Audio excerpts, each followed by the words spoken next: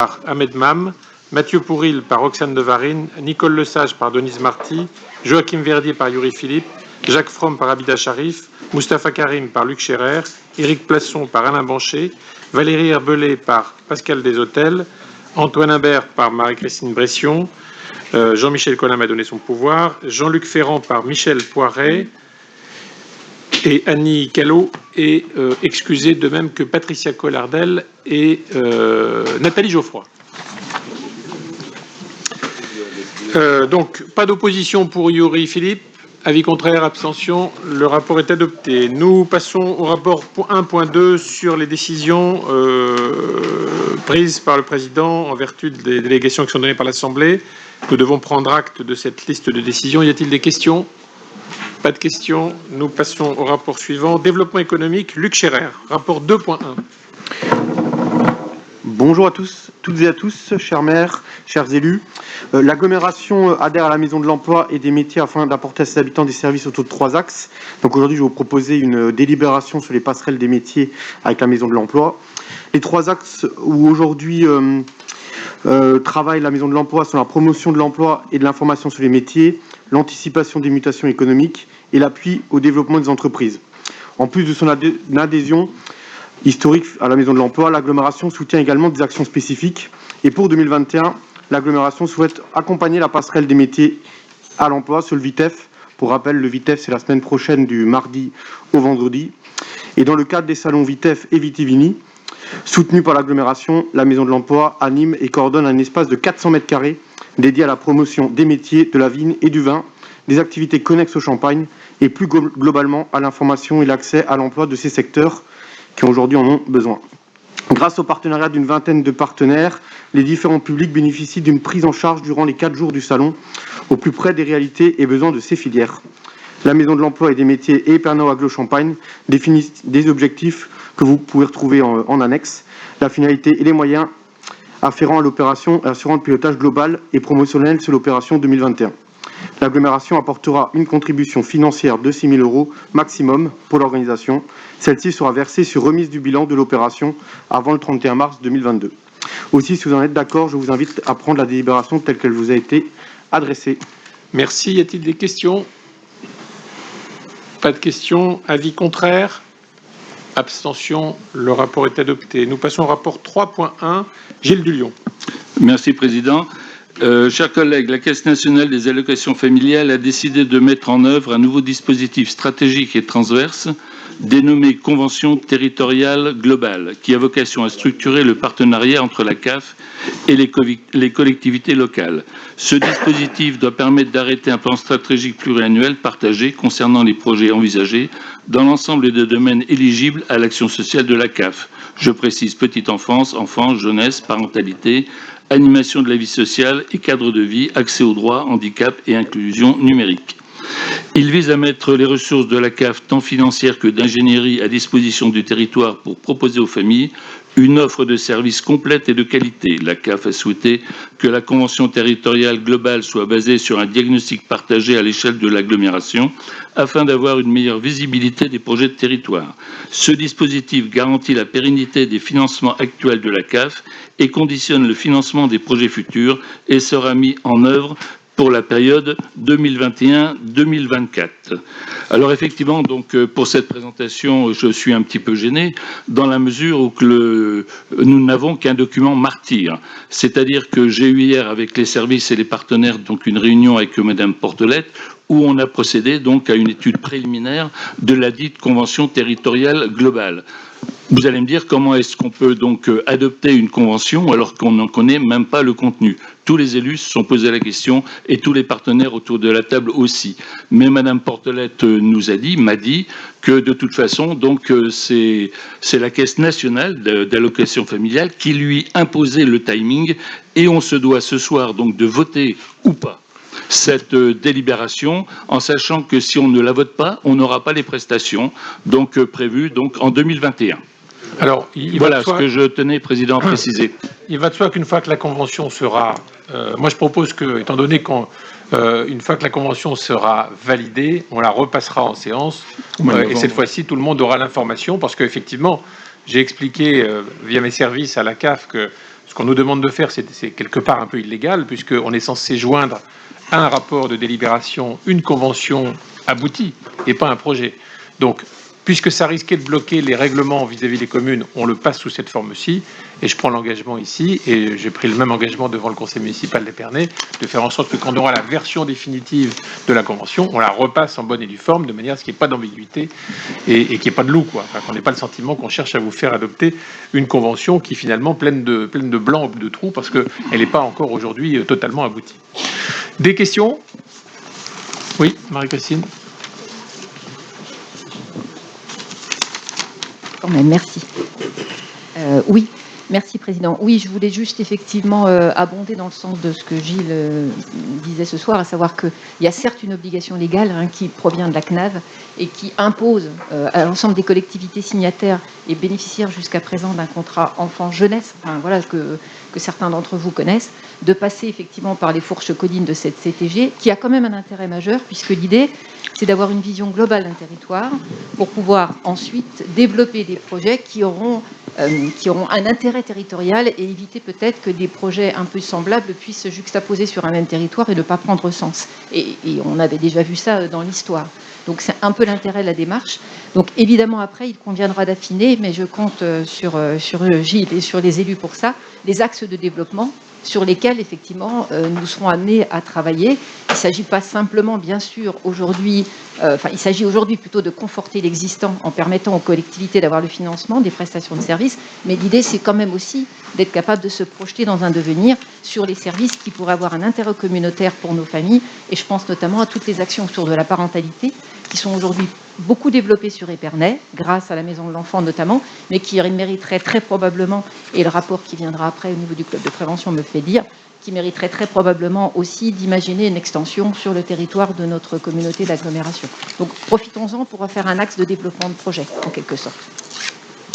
Merci pour ces précisions. Pas d'opposition sur ce rapport, pas d'abstention. Le rapport 3.1. Avec la CAF.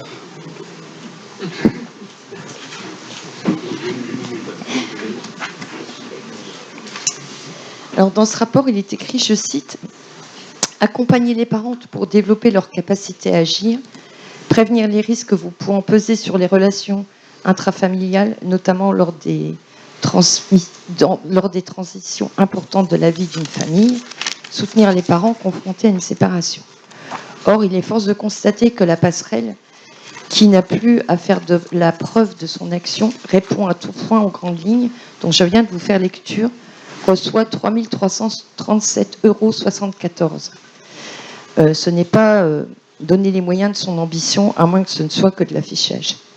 Quels sont les 3 axes de développement définis conjointement dans le domaine des services aux familles, car ils ne sont pas énoncés et le lien ne fonctionne pas?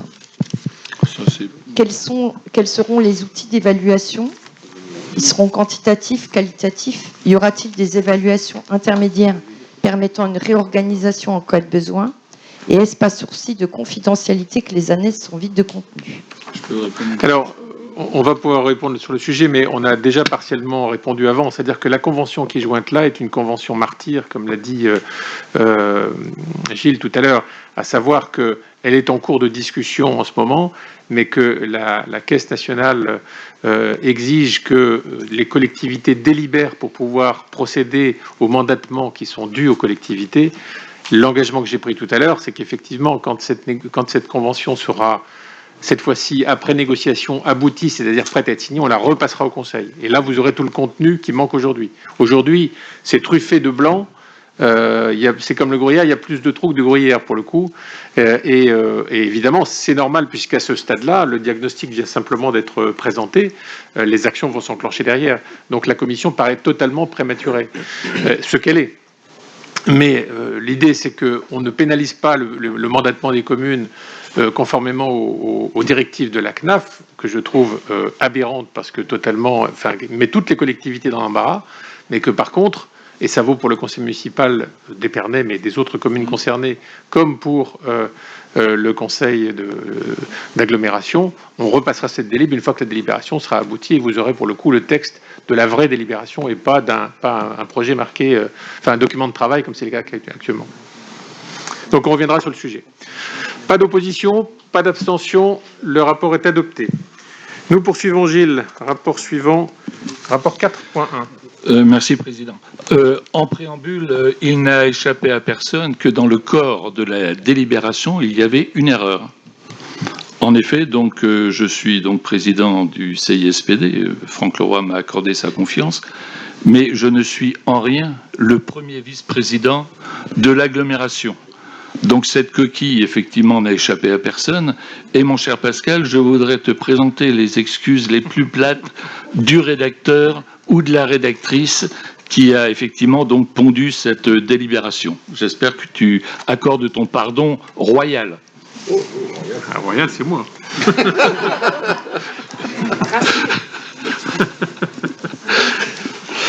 Voilà, donc... Président, donc ça sera rectifié. Qu'est-ce que tu dis ? Dis plutôt que tu ne l'avais pas vu. Non, je confesse que je ne l'avais pas lu, bien sûr, mais la vigilance de Frédéric Cropper, qui est derrière nous, effectivement, donc ça ne lui a pas échappé. Donc elle m'a informé de la coquille. Voilà. Donc, chers collègues, les gendarmes ont installé donc au sein de leurs locaux des intervenants sociaux afin d'assurer une présidence en charge sociale des personnes en détresse dans les situations relèvent de problématiques sociales. Oui, je dis bien. On parle de violences conjugales ou intrafamiliales, les violences donc qui soient tant physiques que psychologiques et effectivement donc les comportements à risque. Voilà. Depuis le début de l'année 2021, c'est le club de prévention d'Épernay qui a repris ses permanences à raison donc d'une demi-journée par semaine. Aussi, donc, je vous propose d'apporter un soutien au projet de mise en place de permanence d'un intervenant social issu de l'association Le Club des Préventions d'Épernay au sein de la communauté de brigade de gendarmerie d'Avise, afin de permettre aux administrés des territoires ruraux se situant sur la zone gendarmerie de bénéficier du service rendu par cette association. Je vous précise, j'ai quelques chiffres, donc que je tiens à la disposition de tous si vous le souhaitez. Donc j'ai demandé au club de prévention de me communiquer un rapport d'activité du 11 février au 30 septembre 2021. Ce sont donc 51 usagers qui ont été reçus, mais il faut savoir que ça concerne aussi donc 109 personnes impactées par la démarche individuelle, donc j'allais dire du plaignant, mais de la personne qui est reçue, bien sûr. Et voilà, donc ces personnes donc impactées, non reçues, donc ont été bien sûr concernées par ces violences. Voilà ce que je voulais vous préciser. Et ceux qui sont donc curieux des chiffres, je pourrais bien sûr vous les communiquer. Et effectivement, dans son rapport transmis par le club de prévention, ça concerne une intervention le jeudi matin de 9h à midi. Et effectivement, le président de l'association me dit qu'ils sont de plus en plus confrontés donc à des situations difficiles et que cet intervenant social en gendarmerie, il le souligne, dépasse bien souvent, c'est Madame Barak, je souligne son travail, dépasse largement donc son horaire, si vous voulez, et effectivement donc son travail, cet intervenant social à la COP d'Avise, effectivement, monte en puissance. Ce qui est un signe également de l'évolution critiquable de notre société et des tourments dans lesquels elle est plongée. Voilà ce que je voulais vous dire. Des questions, Madame Perrin. L'intervenant social issu de l'association du club de prévention qui intervient, est-ce qu'il est pris sur les effectifs du club ou est-ce que c'est un effectif supplémentaire ? Non, il est pris sur les effectifs du club. Et c'est pour ça qu'on abonde à hauteur de 3 700 €, si vous voulez, le fonctionnement. Voilà, mais ça permet, Madame Perrin, moi je me projette, je suis très heureux que le club de prévention reprenne la relève du mars, si vous voulez, parce qu'on a eu un moment où le bateau a tangué, si vous voulez. Et ce que je souhaite, in fine, c'est que le club de prévention monte en puissance et se projette sur l'ensemble de notre territoire essentiellement rural, puisqu'il intervient déjà intramuros sur la ville d'Épernay. Donc je n'ai pas de souci de ce côté-là. Et vous allez me poser la question de savoir s'il faut donner les moyens au club de prévention pour poursuivre sa mission. Eh bien, j'ai plutôt tendance à vous dire oui. Voilà, c'était ma question. C'est ma réponse. Merci. Pas d'autres questions, Madame Bression. Merci. Pas une question, en fait, plutôt une confirmation, hein, d'abord de la qualité du travail de Nathalie Barat, que je connais bien, pour avoir collaboré avec elle pendant plus d'une dizaine d'années. Et puis, j'ajoute peut-être que la différence par rapport, effectivement, au fait que c'était au préalable le mars, c'est que le club de prévention a quand même une implantation locale et qu'il peut y avoir aussi une continuité dans la prise en charge et dans l'accompagnement qui est mené auprès des personnes. C'est aussi l'intérêt. C'est-à-dire que ce ne soit pas one shot, je dirais, en termes de prise en charge, mais qu'il puisse y avoir ensuite une continuité. Et comme le club est très implanté sur le secteur, ça veut dire aussi qu'il y a une bonne connaissance du relais et du réseau. Donc c'est aussi une plus-value, et je gage tous comme Gilles que ce service-là ne fera que prendre de l'ampleur. Peut-être est-ce le premier pas un jour à la réflexion autour de la compétence sociale à l'échelle de notre communauté d'agglomération. Je l'espère, je forme le vœu depuis longtemps. J'ajoute que le club, effectivement, d'abord a des intervenants qualifiés, mais en plus, effectivement, quand on est confronté à des situations de violence familiale, en tirant la bobine, on découvre d'autres problématiques que le club est parfaitement à même d'exposer à la CSD ou à d'autres institutions intervenant, parce que souvent, malheureusement, on arrive quand le mal est fait en termes de violence, mais il y avait des éléments qui n'avaient pas forcément été détectés dans la cellule familiale, qui ont besoin d'être traités également et qui, pour le coup, n'incombent pas à l'autorité judiciaire. Donc, je pense que c'est utile d'avoir effectivement des intervenants qui connaissent le terrain et qui connaissent surtout le réseau des acteurs, de manière à les alerter immédiatement après la permanence en question. Absolument. Et qui peuvent également traiter la problématique de logement, puisque le club est aussi en charge de cette région. Donc c'est vraiment, je pense, une vraie plus-value que ce soit le club de prévention qui fasse le service aujourd'hui. Et voilà, je renouvelle le vœu que je vais formuler en fin d'intervention. Oui. Moi, je suis satisfaite aussi que ce soit le club de prévention, parce que c'est vrai qu'ils ont un savoir-faire.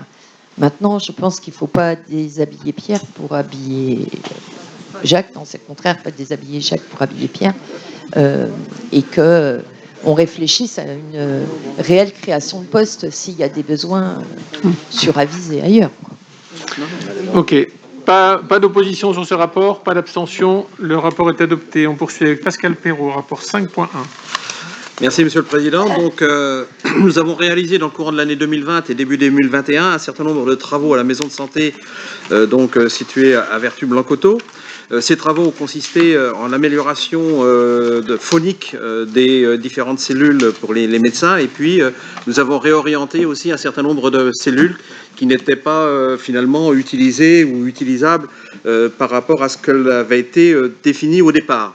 Ce qui nous a permis de récupérer un certain nombre d'espaces et de pouvoir donner un espace supplémentaire pour les kinés et de créer un cabinet supplémentaire pour accueillir un autre praticien. Donc le but de cette délibération, c'est pour autoriser donc à signer des avenants sur les baux professionnels pour tenir compte des nouvelles surfaces accordées aux uns et aux autres, et puis bien évidemment de réactualiser le prix, puisqu'il y a quand même eu un coût pour la collectivité. Il était prévu dans le bail original que tous les travaux faits à la demande des praticiens se retrouveraient bien évidemment ensuite incorporés au bail des uns et des autres, et de conclure également, d'autoriser le président ou son représentant à conclure un bail professionnel avec une personne qui jusqu'à présent faisait simplement une permanence 3 demi-journées par semaine et qui a demandé à pouvoir utiliser la nouvelle cellule que nous avons créée, la cellule donc, qui prend le titre numéro 15, voilà, par rapport à son activité sur la collectivité. Donc si vous en êtes d'accord, je vous invite à voter la délibération telle qu'elle vous a été présentée. Merci, c'est pas la première fois qu'on vote des délibérations sur les tarifs, mais effectivement, la configuration des lieux évoluant, il est normal d'adapter notre tarification à la fois aux travaux faits et en même temps aux surfaces privatisées par chacun. Pas d'opposition, pas d'abstention, le rapport est adopté. Nous passons ensuite aux affaires juridiques. Laurent Madeline, rapport 5.2. Merci, Monsieur le Président. Chers collègues, dans le cadre du projet Berge de Marne, donc nous avons un nouveau terrain à acheter. Nous en avons déjà fait un le mois dernier. Donc celui-ci, c'est un terrain qui appartient à la ville, qui est cadastré H224 pour une superficie de 149 mètres carrés. Il est donc proposé d'acquérir cette parcelle qui appartient à la ville pour, après négociation, donc nous sommes convenus d'un prix de 1 euro symbolique. Des négociations qui ont été très longues. Voilà. Alors, ça ne sera pas la même chose pour la dernière parcelle qui appartient à Plurial Novilia et pour lequel les points de vue sont extrêmement divergents pour le moment. Donc là, je pense que vous serez d'accord pour signer pour accepter cette délibération et signer l'acte de vente conséquent du fait de la modicité de l'enjeu.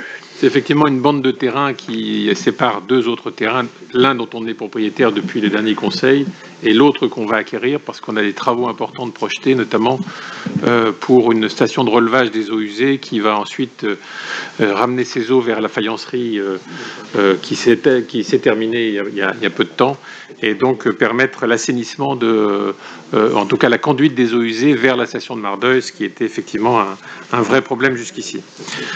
Pas d'opposition sur ce rapport, pas d'abstention, le rapport est adopté. Nous poursuivons avec Christine Mazy, rapport 6.1. Merci. En 2020, l'agglomération a adhéré à un groupement de commandes du centre de gestion de la Marne afin de négocier un contrat d'assurance statutaire qui garantit les frais laissés à sa charge. Il s'agit des garanties d'essai, accidents de travail et maladies professionnelles. Les missions réalisées par le centre de gestion sont formalisées dans la convention qui est jointe à la délibération. Et si vous en êtes d'accord, je vous invite à prendre cette délibération telle qu'elle vous a été adressée.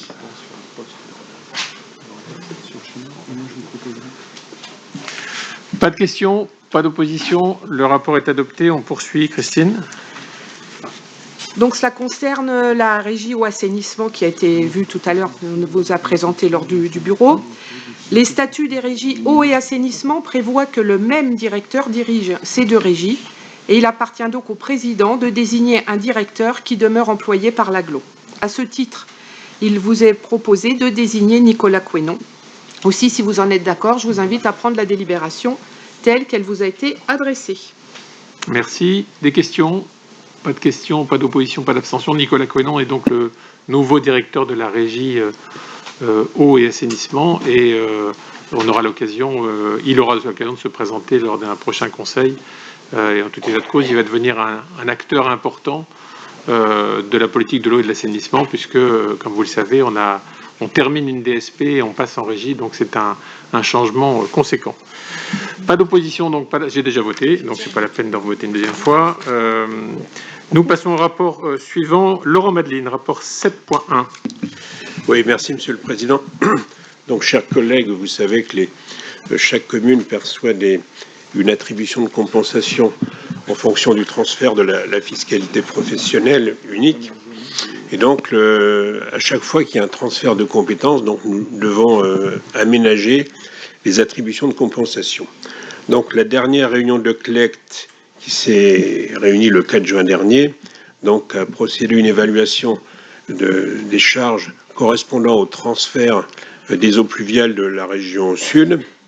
Et donc, après négociation, nous avons été amenés à proposer donc à évaluer ces charges transférées et qui ont été forfaitées. Et donc, ça fait l'objet d'une actualisation, donc d'une baisse des attributions de compensation pour ces communes-là, dont vous avez le détail en annexe. Donc, si vous en êtes d'accord, je vous propose d'adopter cette délibération. Alors, elle n'est pas adoptée, on doit prendre acte. Donc pardon, oui. Pas de vote. Pardon, oui.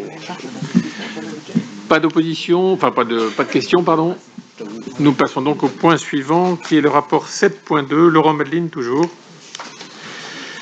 Oui, Monsieur le Président, donc il s'agit de constater des créances qui sont entrées en non-valeur, c'est-à-dire des créances pour lesquelles il y a très peu de chances de récupération, mais qui ne sont pas entièrement éteintes, contrairement à la délibération qui va suivre. Donc, elles sont considérées comme irrécouvrables. Il s'agit essentiellement de créances sur des particuliers au titre du scolaire, des cantines, etc. Des créances sur l'eau aussi. Hein.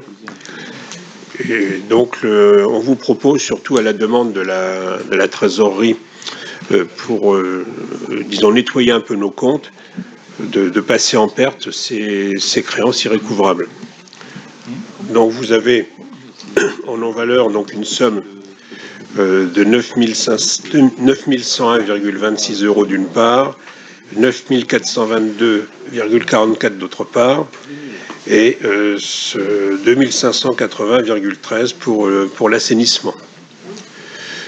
Voilà, donc si vous en êtes d'accord, je vous invite à prendre la délibération telle qu'elle vous a été proposée. Merci. Pas des questions? Alors, 2 questions, vas-y. 19 sociétés qui ont des créances au niveau de l'eau et de l'assainissement. On vous entend pas. Il y a 19 sociétés qui ont des créances au niveau de l'eau et de l'assainissement. C'est des sociétés qui Ça peut être déposé le bilan ou... En partie, oui. Oui, souvent. Souvent, c'est le cas quand les poursuites sont impossibles. C'est parce que un dépôt de bilan, une liquidation a été constaté par le tribunal de commerce. Didier.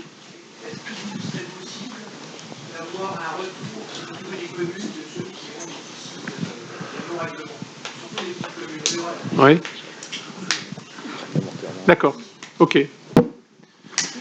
C'est parfois utile, je sais que quand on a sur des problématiques sociales, souvent on sait qu'on connaît d'ailleurs des familles en difficulté et souvent dans la commune d'origine on sait parfaitement les difficultés qu'on ignore parfois à l'agglo, et ça vaut pour la ville avec le CCAS qui est en capacité d'identifier les familles qui sont déjà surendettées, mais effectivement ça ne se voit pas sur leur visage, donc quand on les poursuit sur des factures, on ne sait pas qu'il y a un plan de surendettement en cours ou qu'il y a des difficultés qui justifient qu'on passe ça en admission de non-valeur. Pas d'opposition sur ce rapport, pas d'abstention, le rapport est adopté. Nous passons au rapport 7.3, créances éteintes. Oui, c'est la même chose, Monsieur le Président, sauf que là, c'est des créances qui n'ont absolument plus aucune chance d'être recouvrées.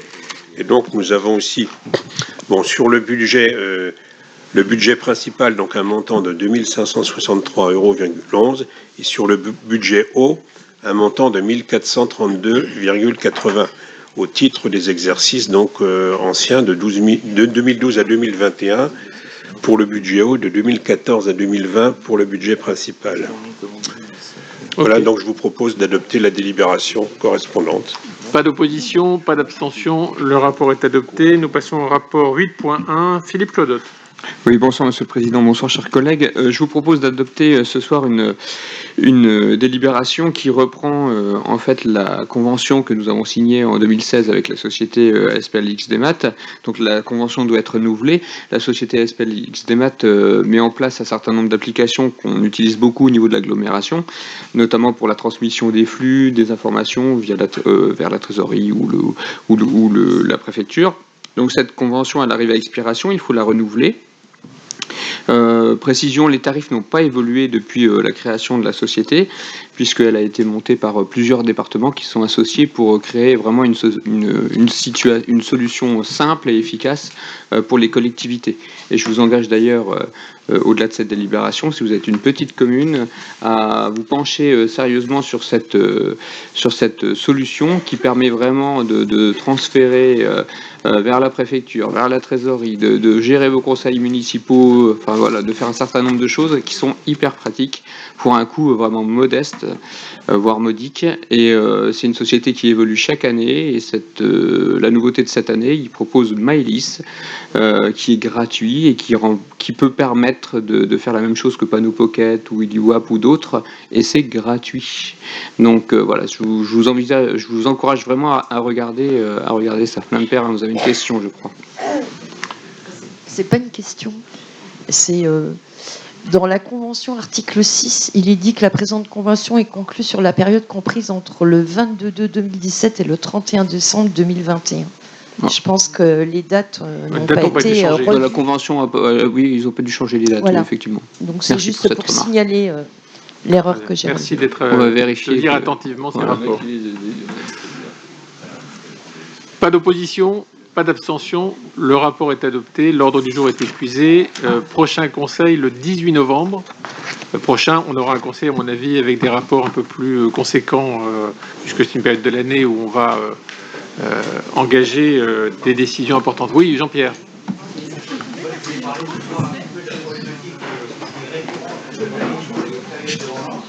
Oui. Donc moi j'ai un cas particulier, ça s'est passé déjà l'année dernière, peut-être les années précédentes. C'est-à-dire que les gens employés par un viticulteur, et il y a ça dans plusieurs endroits, se branchent régulièrement sur la station d'épuration de Gros en eau potable et en électricité. Donc évidemment j'en ai avisé M. Counon, on a échangé sur le problème. Bon, je peux comprendre les propos de retour. On me dit si on leur dit non, ils vont tout casser. Alors ça veut dire qu'on a peur d'eux. Et en l'occurrence, l'électricité, c'est une problématique, mais que le viticulteur n'amène même pas l'eau à ses vendangeurs, c'est inadmissible. Donc je dis, pourquoi ne pas envoyer une facture à ce viticulteur, mais pas pour un ou deux mètres cubes, et s'il met la main à la poche, et je le connais bien, peut-être qu'il va s'en rappeler. Alors je ne sais pas si c'est légal, mais on ne va pas parler de ça tous les ans. Alors, je découvre cette situation parce que je n'avais pas été informé de cela. Moi, je suis d'accord avec toi, c'est totalement inadmissible. Parce que sinon, moi, je vais me brancher sur mon poteau en face chez moi en électricité, non, mais qui plus est, avant compteur, et ma flotte, je prends sur le poteau incendie, et comme ça sera royal. Qui plus est, en cas d'électrocution, notre responsabilité peut être engagée. Puisqu'on est sachant et on sait que quelqu'un s'est indûment branché sur un équipement qui nous appartient. Donc, il faut effectivement que ce genre de situation cesse. C'est dommage que tu ne m'aies pas appelé parce que je l'aurais fait cesser instantanément et j'aurais été avec toi voir le viticulteur en question. C'est totalement anormal. En fait, je me suis rendu à la station. Les portes étaient grandes ouvertes. Il y avait 3 personnes à l'intérieur. Dans le bureau, il y avait une personne de chez Suez. Donc, je me suis présenté. On a discuté 2 minutes. Puis les 2 autres personnes qui étaient là à côté, qui étaient en train de débrancher, etc. Je pensais que c'était des employés. En fin de compte, c'était les vendangeurs qui venaient démonter leur installation. Ils étaient chez eux.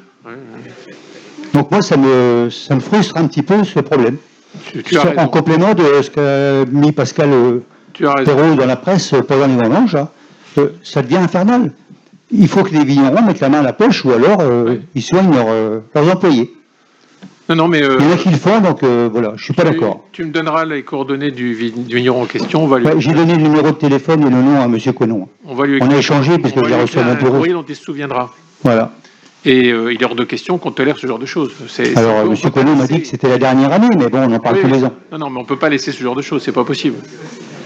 Merci. Merci pour ce témoignage. Jonathan, un mot ?